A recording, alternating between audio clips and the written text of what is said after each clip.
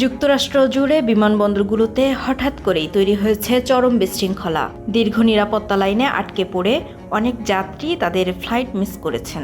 এই পরিস্থিতির জন্য মার্কিন ডিপার্টমেন্ট অব হোমল্যান্ড সিকিউরিটি সরাসরি দায়ী করেছে ডেমোক্র্যাটদের। বলছে রাজনৈতিক কারণে স্প্রিং ব্রেক ভ্রমণকে জিম্মি করা হয়েছে।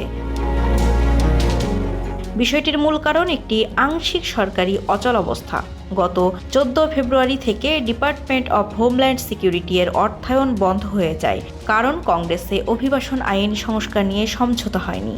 এর ফলে প্রায় 50,000 বিমানবন্দর নিরাপত্তা কর্মী অর্থাৎ ট্রান্সপোর্টেশন সিকিউরিটি অ্যাডমিনিস্ট্রেশন বা টিএসএ কর্মকর্তারা বেতন ছাড়াই কাজ করতে বাধ্য হচ্ছেন। কর্মী সংকটের কারণে যুক্তরাষ্ট্রের বড় বড় বিমানবন্দরে নিরাপত্তা লাইনের দৈর্ঘ্য অস্বাভাবিক বেড়ে গেছে। বিশেষ করে Hartsfield Jackson Atlanta International Airport, Charlotte Douglas International Airport, Louis Armstrong New Orleans International Airport এবং উইলিয়াম পি হোবি এয়ারপোর্ট যাত্রীদের 3 থেকে 4 ঘন্টা, কোনো কোনো ক্ষেত্রে 5 ঘন্টা পর্যন্ত অপেক্ষা করাচ্ছে।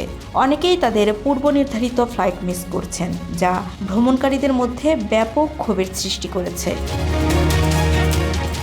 বিমানবন্দর কর্তৃপক্ষ যাত্রীদের অন্তত 3 থেকে 5 ঘন্টা আগে বিমানবন্দরে পৌঁছানোর পরামর্শ দিচ্ছে, কারণ স্প্রিং ব্রেক মৌসুমে ভ্রমণকারীর সংখ্যা রেকর্ড পর্যায়ে পৌঁছাতে পারে বলে আশঙ্কা করা হচ্ছে। এদিকে প্রতিনিধি পরিষদে একটি বিল পাশ হলেও সিনেটে সেটি প্রয়োজনীয় ভোট না পাওয়ায় এখনও অচলাবস্থা কাটেনি। ফলে রাজনৈতিক অচলাবস্থার সরাসরি প্রভাব পড়ছে সাধারণ যাত্রীদের ওপর। বিশ্লেষকদের মতে দ্রুত সমাধান না এলে যুক্তরাষ্ট্রের বিমানবন্দরগুলোতে এই বিশৃঙ্খলা আরও বাড়তে পারে এবং স্প্রিং ব্রেক ভ্রমণ মৌসুম বড় ধরনের সংকটে পড়তে পারে।